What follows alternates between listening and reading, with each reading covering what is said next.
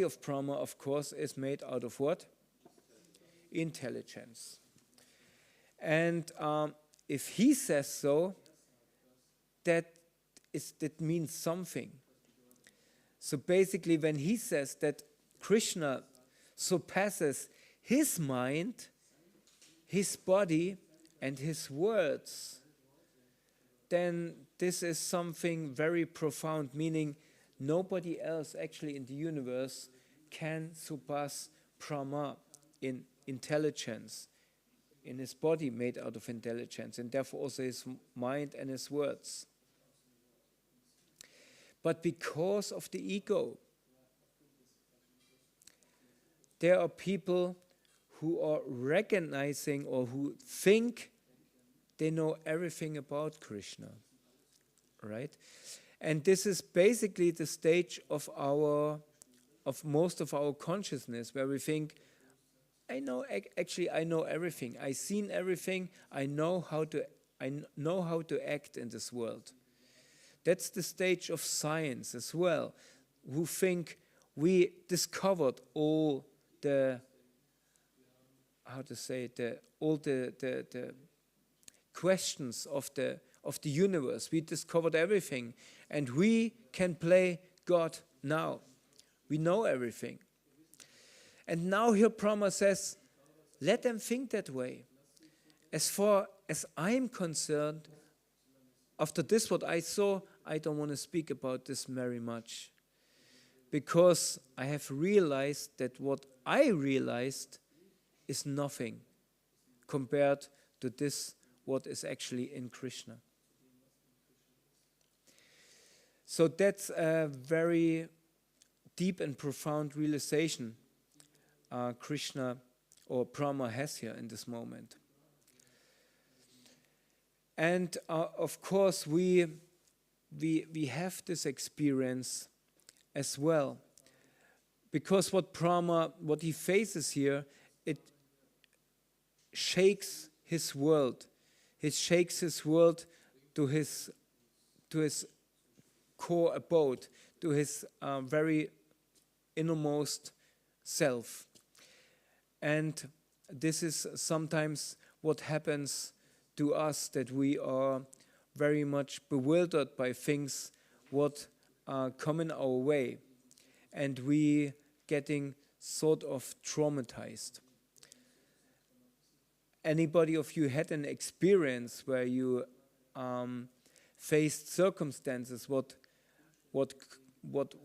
destiny threw in front of your way, and what shook you very much to the core of your heart, that you questioned everything you ever thought of?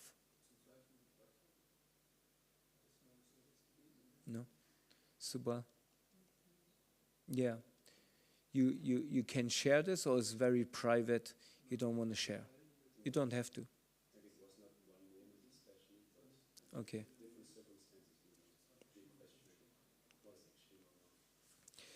Okay. You're perfectly right. For example, a small incident, it's a very, very common incident, it's nothing embarrassing. It's just last week, the last days actually, since middle of the week, I fell sick. I was sick, and when you're sick, you suffer very much, right? They say especially men, they call it the man flu, or men suffer for more than women. I'm not sure if that's true. Men only fall sick once a year or twice. Anyway, so that's, so I fall sick. And the mind, of course, first of all, looks for the reason. What is the reason I'm sick? And of course, first of all, it looks first of all in the externals. Who was I with? Who was sick? From whom do I have the sickness? Who gave it to me? Right? Because that's very, very important for us to find out who was the reason of my suffering. Right? And then we look at different people, this person looked sick. Maybe it was that person. Maybe that person. Or maybe some of the Bucharis were sick and they blew in the conch shell. And after them, I blew the conch shell. Or maybe it was the plates down in the prasad room. Maybe the sponges. Because everybody using the sponges. Right? And that's maybe, it could be the reason, but it's not the cause. Because the cause, you can say, is in a much more subtle realm. And then I go there. Oh, yes, right, yeah. The reason or the cause of my suffering was my fault. Because on Wednesday, when it was a little bit still nice outside, I thought I'd just go out with shirt. I didn't take a jacket. And I could feel it somehow. And one point, especially when the sun goes down, suddenly the cold creeps in, because we're almost in November, right? So that's maybe was my fault. I don't blame it on the outside, I blame it on myself. But is this the cause of my suffering? Huh? Nandi Mugi. So many sweets. That's why Nandi Mugi gets sick. Yeah, maybe too many sweets. But is there anything else what could be there? What? Oh yeah, we are in this body, yeah, therefore we suffer because we are in this body. Yes, right. Okay, but think a step further. Huh? My consciousness, what's wrong with it? No, it depends how to take it. What? It depends how to take it, how it affects. Yeah, but how else could I take it? Is there any step further where I can take it? It's my karma, so what does it mean? I have to accept it, and then what?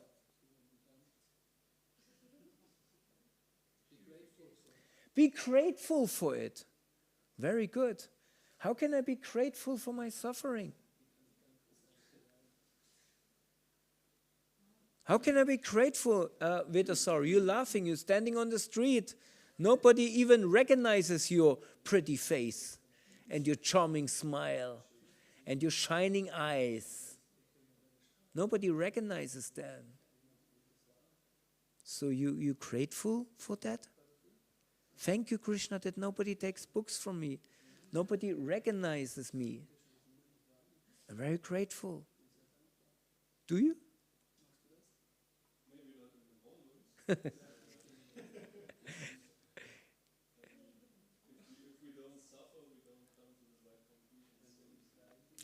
Yes, if we don't suffer, we don't come to the right conclusions.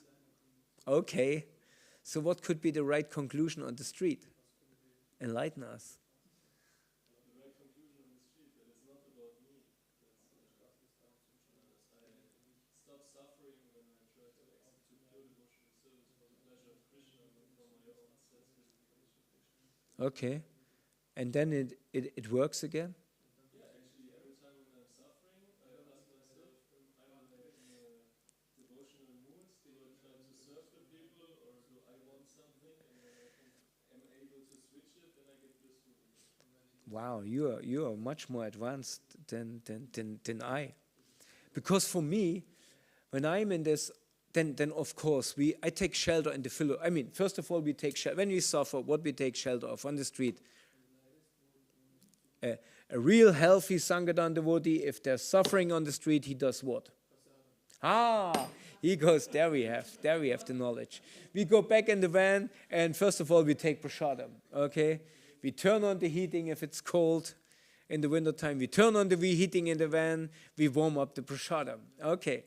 Then, second step.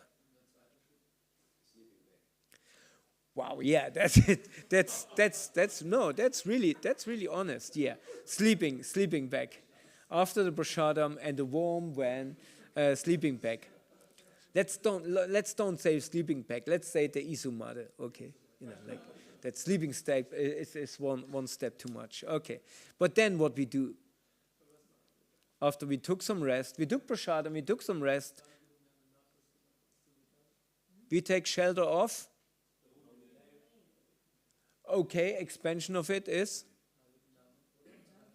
Huh? Yes. What? Yeah, but I mean, I don't know. Did something change in my times? It was like, yeah, okay, devotees, but devotees are outside on the street, very blissful, distributing books. Only you don't distribute anything. Huh? Praying to Krishna. I'm sure you prayed a lot already on this point. But what is there? What else shelter is there? After prasadam, after the sleeping bag? You read, you take shelter of the philosophy, right? And there you get all the knowledge our Vedasara just told us. I'm suffering because of my misconception of this and that, and we understand this. Or the intelligence immediately understands this. And then we go out and then problem is solved.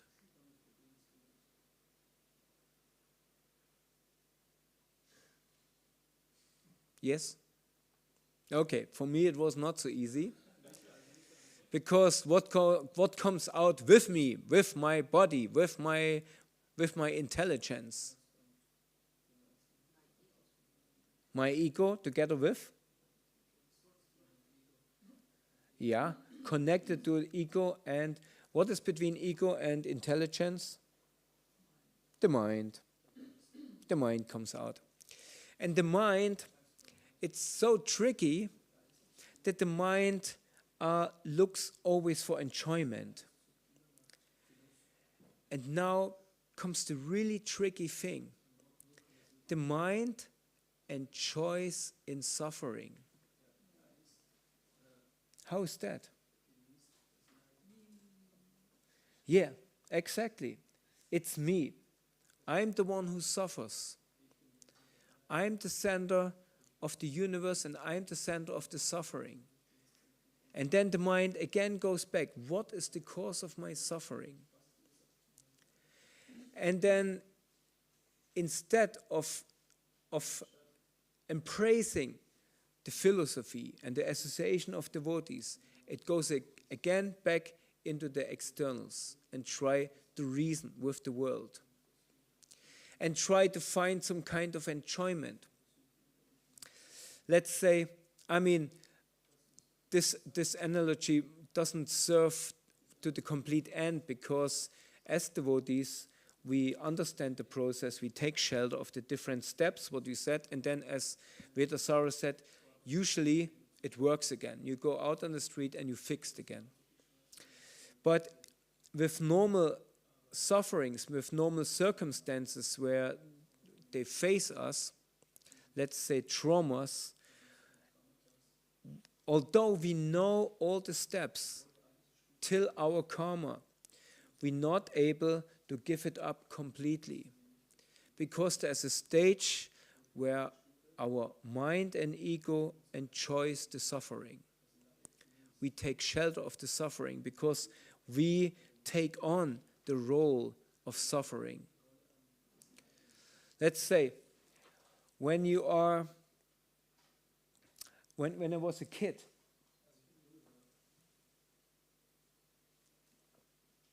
I broke my arm. And I got I had a fracture, and you get kind of a, how you call it? Huh? Cascade? A cascaded. Yeah, like a schiene, something what fixes. In my times, this was made out of some kind of beton, gips. I don't know how you say gips in English. So get some beton arm. So, and then the next day I had to go to school. and it was my right arm, so I had to try to write with my left hand. Of course, my writing looked terrible, and everybody's, oh, I'm sorry for you. Wow, how did this happen? And I always was a good narrator, so tell the story how it happened, and of course it sounds terrible, and the pain and everything, right? And each time everybody asks again, how this happened, you tell again the story, and you know already the core points of the story. So in between you go even more deep, because suddenly you have a story to tell. You suffer, but you have a story to tell. And everybody is interested in your story. You're very interesting. You're very interesting. And then you're wondering, what will happen if I lose the cause of my suffering? What will happen to me?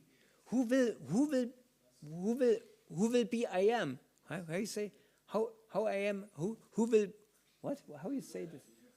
Who will be I am? Huh? Who am I will be when I lose my? Who will I be when I lose the cause of my suffering? Because this suffering, that story behind the suffering, that's me. There was once a beggar. He lived on the street. His clothes were torn, dirty, stinky, and broken. But every day, his sadhana, he went out to beg for money. And people, because they saw he's truly a beggar. Nowadays, you don't know, there's the beggar mafia. You still have this? The beggar mafia. I don't make the mafia who make bread. the mafia who, they're sending out disabled people in the shopping malls. They're sitting them there, they're begging the whole day, and in the end, it's like prostitution. Somebody who kind of takes them, put them in the shopping mall, and they're begging the whole day. In the evening, he takes them again. He brings them to some kind of home, some kind of shelter where they have everything what they need, and the money they keep. Still this exists in the Fußgängerzone? You have still this? Yeah. Right? Huh? Everywhere, yeah. So this beggar, he was an honest beggar. He really begged. And people could see that. He was there every day. He was well known. And people gave him money. So this money, he actually kept. He had a place somewhere under a bush in a hole, what he digged, where he hid all this money.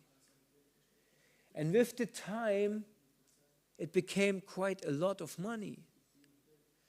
Because he never thought, although he had so much money, he thought, if I go out and buy myself new clothes, take a bath, and eat something valuable. In fact, every day he walked by a confiserie, how you say, a sweet shop.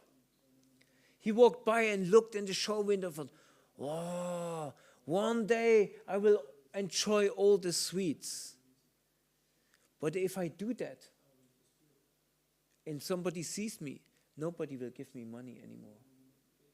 And if I take a shower and put on new clothes, I could buy myself many, many nice clothes.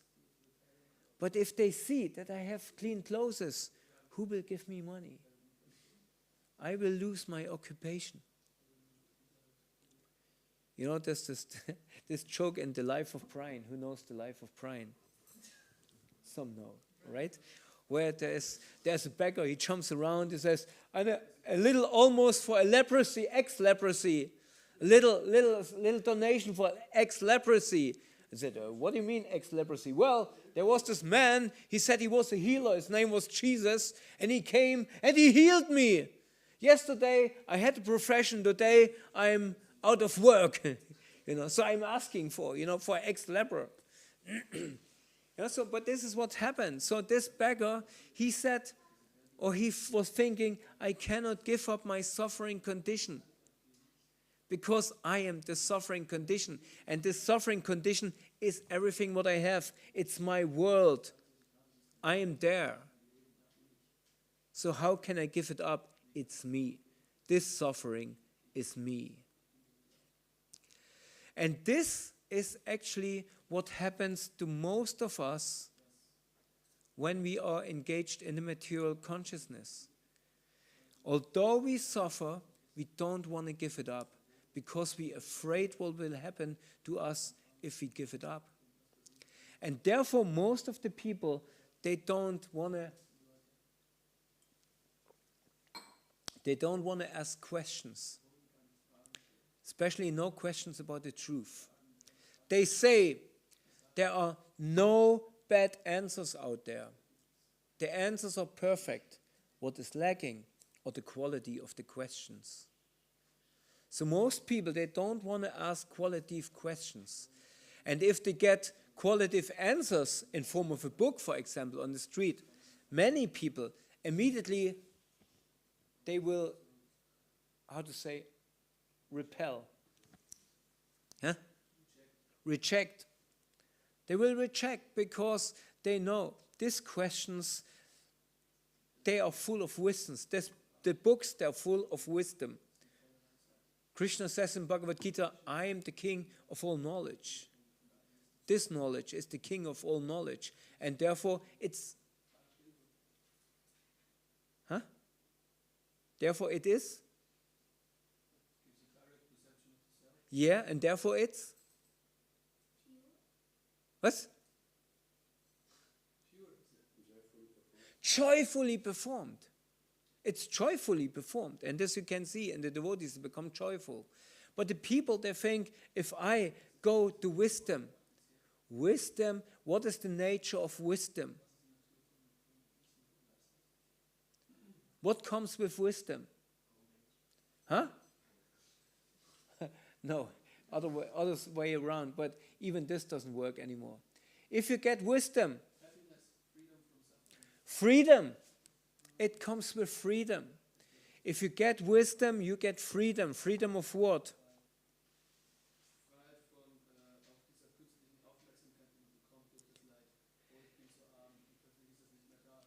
Yes, but go a step back. You're right, but go a step back that we all can follow your steps. Even I was too much for me. So it gives us freedom. What freedom brings us in what position?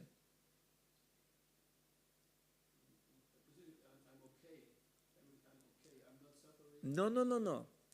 If we get Yes, you're all right, but if we get, this is the saying, if slaughterhouses would have walls made out of glass, everyone would be vegetarian. So that means this walls out of glass, they give us insight, they give us knowledge. With that knowledge, that brings us to what kind of stadium?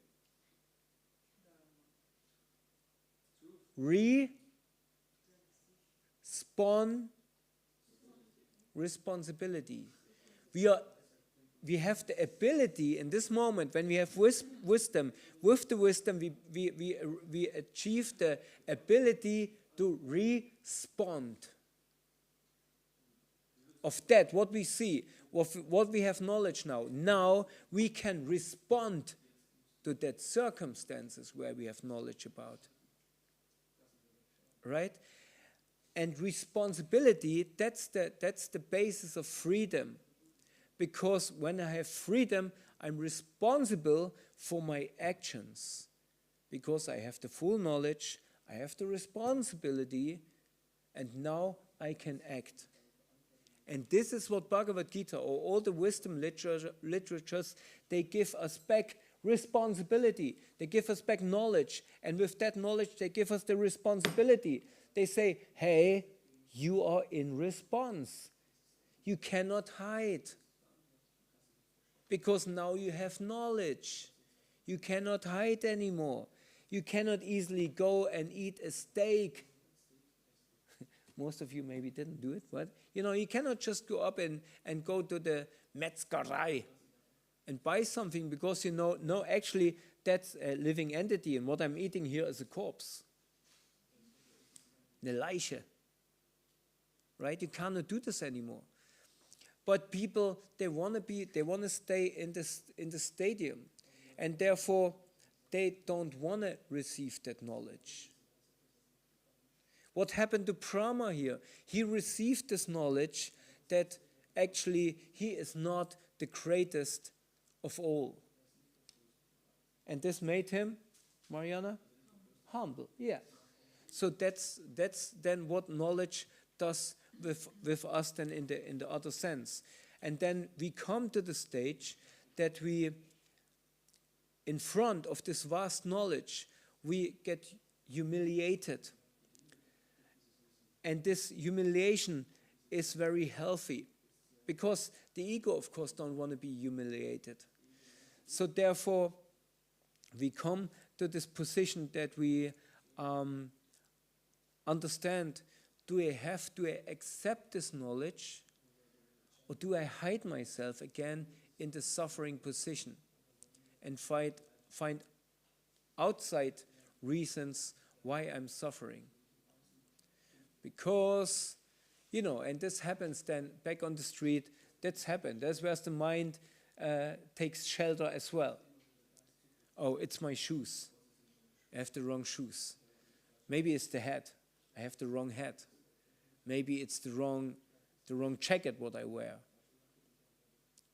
So I'm so many times fallen in this trap where I thought, it's just I'm just not pleasing to the people how I'm looking. Right? But then other devotees who look the same like me, they distributed books. So you always try to find the reason with your mind, something where you can say, oh, I'm not in response, I'm not responsibility. But the devotee, he gives that tendency up. He takes full responsibility, but in the same time, he becomes humble, and therefore he's able to take books, action, yeah. He takes shelter. He can start to pray. He can understand, okay, all the circumstances, even if it's my karma, please give me the intelligence that I understand what is the lesson for me to be learned here. Please let me remove completely from the outside, from the externals, even from the internals, and let me really understand what is my soul lesson for me to learn. What is my eternal lesson for me, what I can learn and from what I can improve. Right? And if we realize the truth about ourselves, that is where self-realization really starts. And this was important here for Brahma to find out. Therefore, Mahaprabhu, he tells this story again to Sanatana Goswami, tells him, don't be like that Brahma, because we all in this position of Brahma, we all came as Brahma. We all came with complete intelligence and responsibility of some field of action. Right?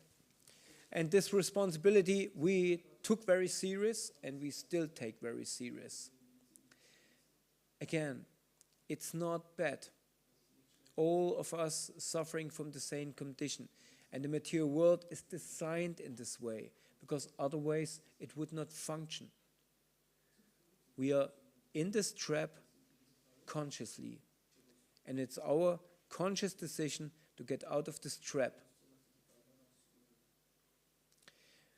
Okay, so that was some reflection I was sharing with you on this incident.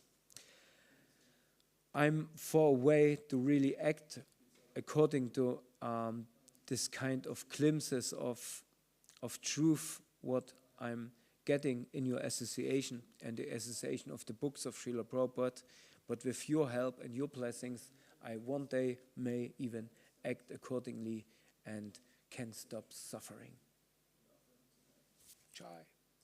Srila Prabhupada ki jai. Ananda Kodi Vaishnava Vrinda ki jai.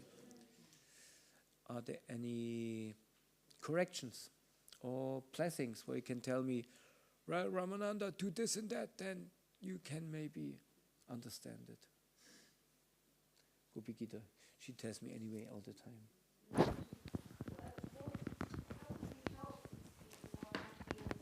Huh? Oh, how could we help these people who are happy in their trap? You know, the beggar. That's the first of all, we ourselves, we have to become beggars. But we're begging also to end suffering, our own suffering, but by becoming in our external position to become servants. We have to beg that we can be instruments to help these people. And this is what Sankirtan devotee basically does. He tries, or this, there's a saying, each one of us is actually a Sankirtan devotee, even if he's not on the street. Because these principles, what you learn on the street, they are applied in each and every corner where you turn yourself in devotional service. Whatever position or whatever responsibility you take on in the Sankirtan movement, the same principle is always true. We beg to be instruments of divine mercy, of Mahaprabhu's compassion. And this, when we do that, we can become instruments, and therefore the Sankirtan, or each and every devotee, he meditates what is a good way, how a physician, Prabhupada gives this physician, or this example of physician, he thinks you want to give some medicine to the baby or to the child, and then he puts this medicine on what, Charu? What do you think? I put some not tasty medicine, but I put it on. We're lucky, our kids don't have to take so much medicine. But when I had to take cough medicine, now I was sick, and I got cough medicine, my father put drops, they called promexine in this time. Somebody knows from East Germany? No, promexine. They put them on a spoonful of sugar. Yes. And then they, was infiltrated in my face. And of course, kind of still, but you swallow it. So, each and every devotee, following the footsteps of the Sankirtan devotees, meditate how I can make this palatable. Sometimes we get Mahaprasadam from some far distant place ages ago. And we thank you, Prabhu, or the Prabhi, or whatever, and we, okay, it had his best days, but still Mahaprasadam. Why didn't Shastra tell us, even if it's stale, if it's old, whatever, it still carries the potency of being eaten by Lord Vishnu. But if we go out with this, if you go, devotees can appreciate, thank you, right? But if we go out on the street, you go out in the street and give somebody a little morsel of something and say, that's Mahaprasadam, some dry tulsi from Mahaprabhu Nrsingadev in Sridhar Mayapur. Every devotee says, but people on the street are like, what? What do you want? Eat it. No way, all right? I don't eat this. I don't know what you put on it, what is your magic, right? So therefore, we cook a nice feast with rice, dal, sabji, everything palatable, and then we give it to the people. And this, they very happily they eat, after we offer, of course. So that's our, I would say, dear Gopi Gita, I think that's our process of being of trying to become physicians, spiritual physicians, and give to the people what they need to come on higher truth. What did you think of a more? Yeah, what did you think of?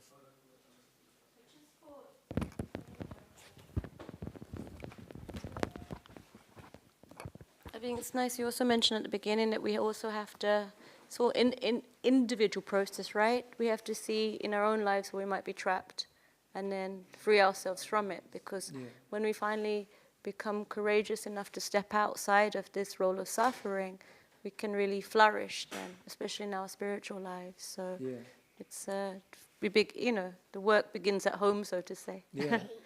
If we don't deal with our traumas, with our tendency to blame the outside for our internal battle, if we want to help people, we just will put our traumas on them.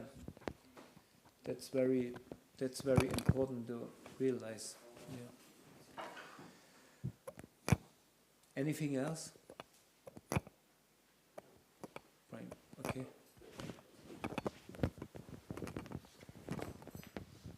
We have to be quick because there's a secret. What's this? Hare Krishna. Oh, cool. Nothing there yet. Okay. Thank you, Prabhu. Very nice point, actually. Very deep points. I appreciate it very much. So, but actually, what I think of many things regarding this topic. But one thing I just think now is that then it is about, in the end, to consciously appreciate and say, yes, I want to be happy. Yeah. Because material life means that I'm happy. I know it's possible, but actually I don't want it, because it's nice to suffer for so many reasons. Yes. And we also have so many examples. For example, the greatest heroes, the best stars, they all suffered. Yeah. They went through so much trouble and then they became big. So therefore suffering is super. But we are giving the opposite. We say, no, give this up, be happy. Yeah. Actually, that's what chant Hare Krishna and be happy. But it's actually so wonderful, but we don't want to be happy. In material life is actually, we don't want to be really happy. So how do we communicate this? That it's good to be happy. I mean, it sounds really strange, but does it somehow make sense for you? Actually, we are making advertisement for such a simple, wonderful thing. Just be happy. But people say, I understand, but I don't take it because I don't want to be happy. Yeah. The problem is, as you said, we see people who are famous. They have a story to tell, right? And of course they suffer, but we also want to have a story to tell, and therefore we accept the flip side of it, the suffering. The point is, people need role models. Leute brauchen Vorbilder. Vorbilder. They need role models. And if they see role models, then they can see, aha, this way I can follow. Therefore Mahaprabhu came as a role model, showing us how to become happy. Of course, we have to be careful with Mahaprabhu, because when you tell about his happiness in the end of his stage, people get scared, So, but, Krishna says in the Bhagavad Gita, whatever I'm doing, people follow me. And that's one thing maybe connected also to Gopi Gita. We have to become individually strong. We have to become individuals. We have to stop being a copy of something, what we think, what other people should think of us. How does a devotee look like? Successful devotee. And it's true, we're reading, Srila Prabhupada says in the Krishna book, when all this devotees freshly shaved, dressed in saffron clothes, they look like Vaikunta man. And of course, we want to look like Vaikunta man. But it's not only the outside, it's the inside, right? And there we have Srila Prabhupada as a success story, who was completely happy. The only way when he was not happy was when?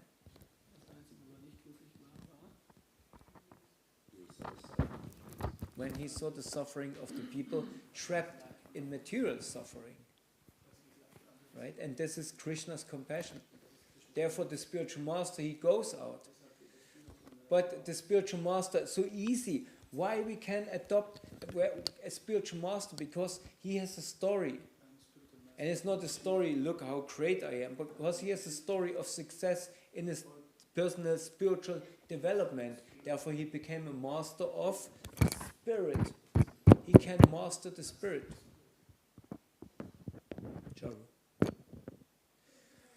And so I think that's a crucial part, is that we ourselves have to be grown up individuals, spiritual individuals.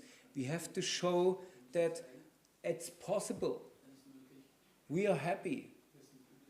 Why we are happy? Because we understand why I'm suffering and I can deal with it. It's material suffering, but I take shelter in the spirit, and there is where the eternal bliss is laying. And this is raying out of me.